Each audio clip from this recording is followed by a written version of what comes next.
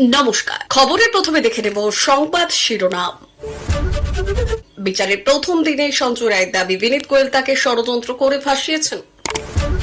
অভিষেকের মেয়েকে নিয়ে কুমন্তব্য মামলায় মারধর, সিবিআই তদন্তের স্থগিতাদেশ সুপ্রিম কোর্টের। বাতিল হয়ে যাবে লক্ষ্মীর ভান্ডার, আগের মতো আর টাকা ঢুকবে না ব্যাংক অ্যাকাউন্টে, টাকা পাওয়ার নতুন নিয়ম কি? বিয়োগে অসহায় ক্যান্সার আক্রান্ত বৃদ্ধ ও তার পরিবার, আর্থিক সাহায্য পাঠালেন অভিষেক। নির্বাচনী প্রচারের শেষ দিনে রোড শো করলেন ইউসুফ পাঠান। আজিকর কাণ্ডের বিচার চাওয়ার নামে টাকা লুট করছে তৃণমূল, বিরাট অভিযোগ শুভেন্দুর। ঝাড়খণ্ডে পরিবর্তন নিয়ে আশাবাদী মোদী। সুকান্ত মজুমদারকে নোটিশ পাঠালো কমিশন, অশোক স্তম্ভ নিয়ে বিতর্কিত মন্তব্যের জের। ফুটপাত দখলকারীদের 24 ঘন্টার সময় বেঁধে দিল প্রশাসন, তারপর চলতে পারে উচ্ছেদ। তদন্ত শুনানি কবে শেষ হবে? 4 অভিযুক্তকে জামিন, এবার সুপ্রিম ভৎসনার মুখে সিবিআই। আসছে বিস্তারিত খবরে। বিচার প্রক্রিয়ার প্রথম দিনে ফের সরব সিভিক ভলেন্টিয়ার সঞ্জয় রায় ফের ষড়যন্ত্রের অভিযোগ তুলে নিজেকে নির্দোষ দাবি করলেন মামলার একমাত্র অভিযুক্ত। প্রথম দিনের সাক্ষ্য গ্রহণ শেষে শিয়ালদহ আদালত থেকে বেরিয়ে প্রিজন ভ্যানে ওঠার সময় সংবাদ মাধ্যমের সামনে চিৎকার শুরু করে দিলেন সঞ্জয়। নির্যাতিতার পক্ষ থেকে আদালতে উপস্থিত ছিলেন আইনজীবী বৃন্দা গ্রোভার, ছিলেন নির্যাতিতার কাকু বলে পরিচিত দেওয়া প্রতিবেশী সঞ্জীব মুখোপাধ্যায়। তিনিও এদিন আদালতে সাক্ষ্য দেওয়ার জন্য গিয়েছিলেন। যদিও ঘটনা তদন্ত চলাকালীন তার বিরুদ্ধে একাধিক অভিযোগ ওঠে, এমনকি মৃতদেহ পোস্টমর্টেমে যুক্ত মেডিকেল অফিসারও তার বিরুদ্ধে অভিযোগ তুলে দাবি করেন যে 9 আগস্ট অর্থাৎ দেহ উদ্ধারের দিনেই ময়নাতদন্ত না হলে রক্তগঙ্গা বয়ে যায়। তবে এই মামলায় নিরপেক্ষভাবে বিচার প্রক্রিয়া চালানো নিয়ে সংশয় প্রকাশ করেছেন বিরোধী রাজনৈতিক নেতৃত্ব থেকে অনেক প্রতিবাদী মানুষ। সেই জন্য সম্প্রতি সুপ্রিম কোর্টে একটি মৌখিক আবেদনের ভিত্তিতে একটি স্বতঃপ্রণোদিত মামলা শুনানি শুরু হয়েছিল, যাতে এই মামলার বিচার প্রক্রিয়াটি পশ্চিমবঙ্গের বাইরের যে কোনো আদালতে স্থানান্তরিত করা হয়। কিন্তু আবেদনটি ভারতের বিদায়ী প্রধান বিচারপতি DY চন্দ্রচূড় প্রত্যাখ্যান করেন। গত শনিবার পশ্চিমবঙ্গ বিধানসভার বিরোধী দলনেতা শুভেন্দু অধিকারীও বিচারটি পশ্চিমবঙ্গের বাইরে স্থানান্তরিত করার দাবি তোলেন। তিনি বলেন, মুখ্যমন্ত্রী মমতা বন্দ্যোপাধ্যায় রাজ্যে ক্ষমতায় থাকলে এই মামলায় কখনো ন্যায় বিচার পাওয়া যাবে না। এদিকে এর আগেও এই মামলার প্রথম চার্জশিট পেশ করে সঞ্জয় রায়কে প্রধান দোষী সাব্যস্ত করতেই মুখ খোলেন। দাবি করেন তিনি ধর্ষণ বা হত্যা করেননি, প্রশাসন তাকে মিথ্যাভাবে জড়িয়ে দিয়েছে। ঘটনায় কলকাতা পুলিশের দিকে আঙুল তুলে দাবি করেছেন তিনি একজন সিভিক ভলেন্টিয়ারের কাছে যুক্ত ছিলেন।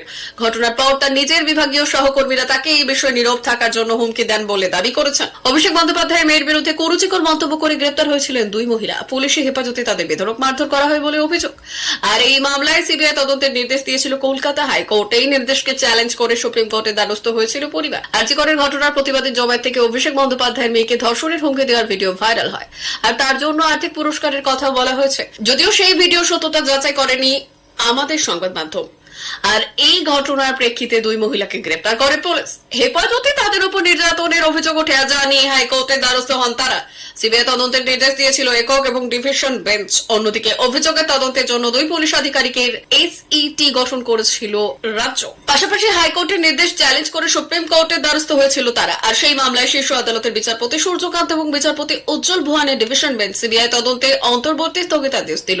পাশাপাশি রাজ্যের কাছে 7 IPS আধিকারিকের নামে তালিকা তলব করা হয়েছে, যাদের বাড়ি বাংলায় নয়, এবং তালিকার অন্তত 5 জন মহিলা আধিকারিক হতে হবে। মামলার পরবর্তী শুনানি 18 তারিখ।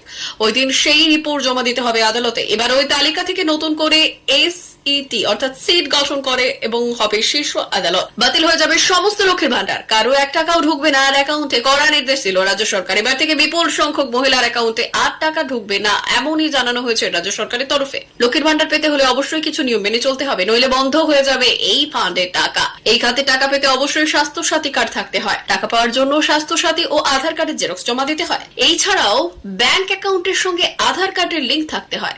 এছাড়াও জমা দিতে হবে পাসবুকের প্রথম পাতার জেরক্স। এসব নথি জমা না দিলে একদমই মিলবে না এই প্রকল্পের টাকা। প্রত্যেক মহিলাকে এই নিয়ম মেনে চলতে হবে। নবান্নের তরফে জানানো হয়েছে, লক্ষ্মীর ভান্ডারের জন্য আবেদন করবেন তাদের উপযুক্ত নথি জমা দিলে তবেই মিলবে লক্ষ্মীর ভান্ডারের টাকা। সদ্য স্ত্রীহারা ক্যান্সার আক্রান্ত এক বৃদ্ধ এবং তার দরিদ্র পরিবারের পাশে দাঁড়ালো রাজ্যের শাসক দল তৃণমূল কংগ্রেস। দলের সর্বভারতীয় সাধারণ সম্পাদক অভিষেক বন্দ্যোপাধ্যায়ের দূত হয়ে সেই পরিবারের দুয়ারে পৌঁছে গেলেন তৃণমূলের স্থানীয় নেতা ও কর্মীরা। জাতি, ধর্ম, বর্ণের ঊর্ধ্বে উঠে মানবিকতার বার্তা দিলেন তারা। সংবাদ মাধ্যমকে তিনি জানিয়েছেন, অসহায় এই পরিবারটির জন্য চাল, ডাল, তেল, নুন, আনাজপাতি, ফল সহ বিভিন্ন ধরনের খাদ্য সামগ্রী নিয়ে এসেছেন তারা। এছাড়া অভিষেক বন্দ্যোপাধ্যায় এই পরিবারটির জন্য কিছু আর্থিক সহযোগিতা পাঠিয়েছেন। এই সমস্ত কিছু সোমবার পঙ্কজ ঘোষ এবং তার পরিবারের সদস্যদের হাতে তুলে দেন মাহি আলম ও তার দলীয় সহকর্মীরা। তিনি জানিয়েছেন আগামী দিনে যাতে প্রয়াত নিয়তি ঘোষের শ্রাদ্ধানুষ্ঠান সম্পূর্ণ করতে এই পরিবারটির কোনো সমস্যা না হয় তা দলের তরফে তারা দেখবেন। এছাড়া বৃদ্ধ পঙ্কজ ঘোষের চিকিৎসার খরচ জোগাতে গিয়ে আজ এই পরিবারটির হতদরিদ্র অবস্থা।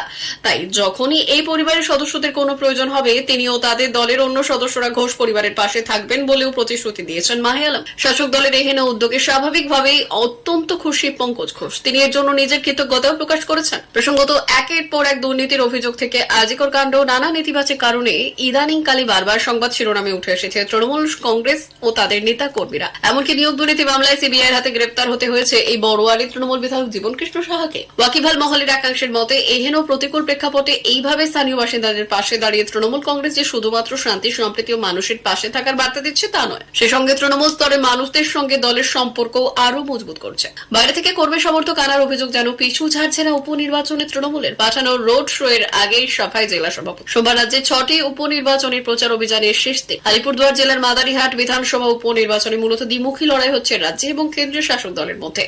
যদিও আসনটি গত বিধানসভা নির্বাচনে বিজেপির দখলে ছিল, এবার গেরুয়া শিবিরের কাছ থেকে আসনটি ছিনিয়ে আনতে মরিয়া তৃণমূল কংগ্রেস, যে কারণে ইতিমধ্যেই রাজ্যের নেতৃত্ব সমেত পাশের জেলা জলপাইগুড়ি এবং দার্জিলিং সমতলে তৃণমূল নেতৃত্ব জোরদার প্রচার অভিযান চালিয়ে যাচ্ছে। তবে এরই মধ্যে বিভিন্ন সংবাদ মাধ্যমে প্রকাশিত খবর উঠে আসছে মাদারিহাট বিধানসভা উপনির্বাচনে তৃণমূল কংগ্রেস দলের সাংগঠনিক দুর্বলতার কথা। বিরোধী দলের কটাক্ষ, বাইরের নেতা কর্মী সমর্থকদের এহেন হেভি ওয়েট প্রচারকদের মিছিল, মিটিং, রোড শোতে ভিড় বাড়াচ্ছে তৃণমূল।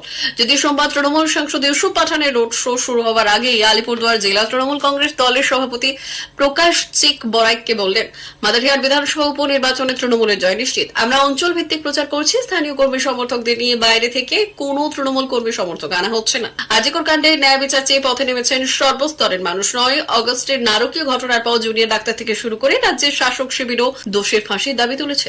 তৃণমূলের তরফেও মিছিল করা হয়েছে এই ঘটনায় ন্যায় বিচার চেয়ে। তবে বিজেপি নেতা তথা রাজ্যের বিরোধী দলনেতা শুভেন্দু অধিকারী বিস্ফোরক দাবি করে বলেছেন, ন্যায় বিচারের নাম করে কাটমানি খাচ্ছে তৃণমূল। সোশ্যাল মিডিয়ায় পোস্ট করে তার ব্যাখ্যাও দিয়েছেন পদ্মনেতা। সুপ্রিম কোর্ট আরজিকর মামলা শুনানিতে রাজ্যের সব হাসপাতালে নিরাপত্তা বাড়ানোর জন্য পদক্ষেপ করার নির্দেশ দিয়েছেন। আর সেই নির্দেশ মতো রাজ্য সরকারের তরফে রাত্রির সাথে প্রকল্পের ঘোষণা করা হয়েছে। আর তার মাধ্যমেই হাসপাতালগুলিতে সিসিটিভি বসানো টেন্ডার ডাকা হয়েছে। আর এই কাজের নাম করে তৃণমূল সরকার টাকা তুলেছে বলে অভিযোগ শুভেন্দু। ঝাড়গ্রাম এবং আরামবাগের 2টি হাসপাতালের তথ্য সোশ্যাল মিডিয়ায় পোস্ট করেছেন তিনি। শুভেন্দু বলেছেন, ঝাড়গ্রাম মেডিকেল কলেজ হাসপাতালে 195টি সিসিটিভি লাগানোর কথা। তাতে মোট খরচ হবে 3,22,52,923, অর্থাৎ ইউনিট প্রতি খরচ 1,65,400 টাকা। অন্যদিকে আরামবাগের প্রফুল্লচন্দ্র সেন মেডিকেল কলেজ হাসপাতালে 50টি সিসিটিভি লাগাতে হবে। তার জন্য খরচ হবে 1,75,98,739 টাকা। ইউনিট প্রতি খরচ 3,51,974। ঝাড়খণ্ডবাসী এবার বিজেপিকে সরকারে আনতে বদ্ধপরিকর বলে দলীয় কর্মী সম্মেলনে দাবি করলেন প্রধানমন্ত্রী নরেন্দ্র মোদী। তার দাবি, জেএমএম কংগ্রেস শাসনের লাগাম ছাড়া দুর্নীতিতে রাজ্যের মানুষ বিরক্ত, পরিবর্তনের জন্য মন স্থির করে ফেলেছেন তারা। পাশাপাশি অমিত শাহ অনুপ্রবেশ প্রসঙ্গ নিয়ে রাজ্যবাসীর আবেগ উস্কে দেওয়ার চেষ্টা করেছেন। আগামী 13ই নভেম্বর ঝাড়খণ্ডে প্রথম দফায় নির্বাচন। আজ সরাইকেলায় একটি জনসভায় অমিত বললেন, বিজেপি ক্ষমতা এলে নতুন আইন আনতে যাবে যাতে ঝাড়খণ্ডের জনজাতি মেয়েকে বিয়ে করলেও তার নামে থাকা জমির অধিকার স্বামীর হাতে না যায়। অনুপ্রবেশকারীরা সে রাজ্যে জমি হাতিয়ে নিচ্ছে বলে সুর চড়ানো অমিত। অন্যদিকে আমার বোধ সব থেকে শক্তিশালী অনুষ্ঠানে দলীয় কর্মীদের উদ্দেশ্যে মোদী বললেন, গত 5 বছরের অপশাসনে ঝাড়খণ্ডবাসী মনে করছেন তাদের রুটি বেটি এবং মাটি বিপন্ন, আর সেই কারণেই রাজ্যবাসী এই যাত্রায় পরিবর্তনের পক্ষে। এরাও ক্ষমতা ও অর্থ ছাড়া কিছু বোঝে না। ঝাড়খণ্ডের কাছে বিপুল প্রাকৃতিক সম্পদ থাকা সত্ত্বেও তাই রাজ্যবাসীকে অনুন্নয়নের শিকার হতে হচ্ছে। বিজেপি সূত্রের ব্যাখ্যা, রাজ্যে বনাংশ পরিবর্তন চাইলেও সেটা নির্ভর করছে মানুষ বেরিয়ে এসে ভোট দিচ্ছেন কিনা তার উপর। বিজেপির এক নেতার কথায়, লোকসভা নির্বাচনে নিচু তলার বিজেপি কর্মীদের মধ্যে আত্মতুষ্টি দেখা গিয়েছিল, আর আজ তাই মোদী আলাদা করে বুথ কর্মীদের সঙ্গে বৈঠক করলেন। বিজেপি রাজ্য সভাপতি সুকান্ত মজুমদারকে নোটিশ পাঠালো নির্বাচন কমিশন। তার বিরুদ্ধে অশোক স্তম্ভ দিয়ে বিতর্কিত মন্তব্য করার অভিযোগ তুলেছিল তৃণমূল কংগ্রেস, আর সেই প্রেক্ষিতেই তাকে নোটিশ দেওয়া হয়েছে। সোমবার রাত 8টার মধ্যে জবাব তলব করেছে কমিশন। 6 কেন্দ্রের বিধানসভা উপনির্বাচনের প্রচারে সম্প্রতি তালডাংরা গেছিলেন সুকান্ত, আর সেখানে জনসভায় বক্তব্য রাখতে গিয়ে ভারতের জাতীয় প্রতীক এবং রাজ্য পুলিশকে তিনি অপমান করেছেন এবং বলেছেন অভিযোগ তোলে যে তৃণমূল, এবং সেই প্রেক্ষিতে কমিশনের কাছে যায়। তার ভিত্তিতে সোমবার রাত 8টার মধ্যে সুকান্তের জবাব তলব করেছে নির্বাচন কমিশন।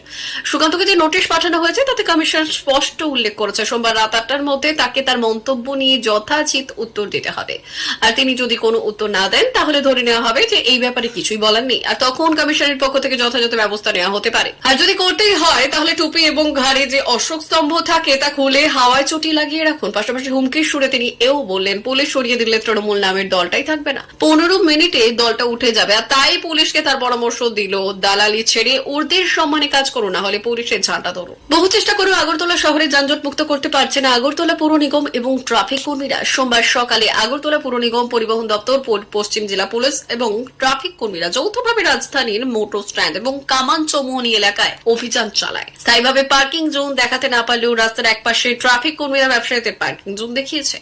এদিন ব্যবসায়ীদের মুখোমুখি হতে হয় এসপি কে। সংবাদ মাধ্যমে ক্যামেরায় দেখে এসপি ব্যবসায়ীদের জানান, যা বলার অফিসে গিয়ে বলার জন্য। সেখানে ব্যবসায়ীদের সাথে কথা বলা হবে, তাদের অভাব অভিযোগ শোনা হবে এবং রাস্তায় যত্রতত্র গাড়ি দাঁড় করিয়ে লোডিং আনলোডিং করা যাবে না, সেটাও নির্দেশ দিয়েছেন। যান চলাচলে যাতে কোনো ধরনের ব্যাঘাত না ঘটে তার জন্য শহরের রাস্তা দখল করে বেআইনিভাবে গাড়ি ও বাইক পার্কিং করলে প্রশাসনের পক্ষ থেকে আরো বেশি কঠোর পদক্ষেপ নেওয়া হবে। আগরতলা পুর নিগমের পক্ষ থেকে লক্ষ্য করা যায়, রাস্তার পাশে স্ল্যাবের উপর যে সমস্ত ক্ষুদ্র ব্যবসায়ীরা বেআইনিভাবে পথ চলার রাস্তা দখল করে রেখেছে তাদের 24 ঘন্টা সময় বেঁধে দেওয়া হয়, নয়তো তাদের উচ্ছেদ করা হবে। ট্রাফিক এসপি মানিক দাস এই অভিযানের নাম দিলেন জয়েন্ট ড্রাইভ। 21 বিধানসভা নির্বাচনের পর রাজ্যের নানান প্রান্ত থেকে ভোট পরবর্তী হিংসের অভিযোগ ওঠে। অত্যাচারের অভিযোগে সুর চড়াতে থাকেন বিরোধীরা। জলগড়ায় আদালত অব্দি। এবার এই ভোট পরবর্তী হিংসা মামলায় 4 অভিযুক্তকে জামিন দিল সুপ্রিম কোর্ট। একই সঙ্গে তোপের মুখে পড়তে হলো কেন্দ্রীয় এজেন্সি সিবিআই কে। সোমবার ভোট পরবর্তী হিংসা মামলায় 4 অভিযুক্তকে জামিন দেওয়ার সময় সুপ্রিম কোর্টের বিচারপতি অভয় এস ওকা এবং বিচারপতি অগাস্টিন জর্জ মাসিহোর বেঞ্চ কেন্দ্রীয় এজেন্সিকে আদালত প্রশ্ন করে, মামলা তদন্ত কবে শেষ হবে, শুনানিও বা কবে শেষ হবে। এরপরেই নদিয়ার ওই 4 অভিযুক্তকে শর্ত সাপেক্ষে জামিনের নির্দেশ দেয় সর্বোচ্চ আদালত।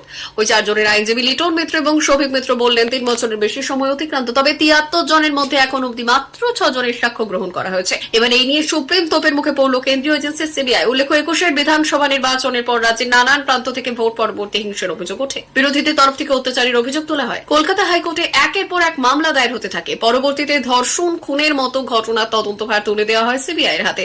দীর্ঘদিন ধরে এই মামলা চলছে। এবার এই মামলাতেই 4 জন অভিযুক্তকে জামিন দিল সুপ্রিম কোর্ট। শর্ত সাপেক্ষে 4 জনকে জামিন দিল শীর্ষ আদালত। প্রিয় দর্শক, আমাদের চ্যানেলের নিয়মিত ভিডিও পেতে চ্যানেলটি সাবস্ক্রাইব করুন। ধন্যবাদ।